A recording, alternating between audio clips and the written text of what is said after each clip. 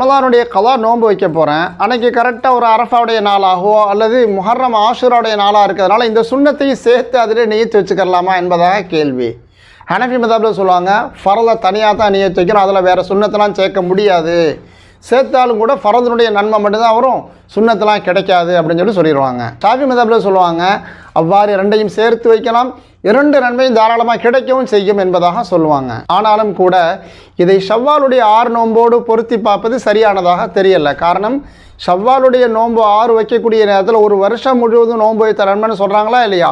அந்த ஹதீஸிலேயே நபி ஸல்லல்லாஹு அலைஹி வஸல்லம் சொல்லுவாங்க, ஒரு செயலுக்கு 10 மடங்கு அல்லாஹ் நன்மையை தர்றான் என்ற கணக்கும் கூட அதில் சேர்த்து சொல்லியிருக்கிறாங்க. எனவே ரமலானுடைய கல்லாவை தனியாக பிடிச்சி அது 29 30 பூர்த்தி ஆக்கிடணும்.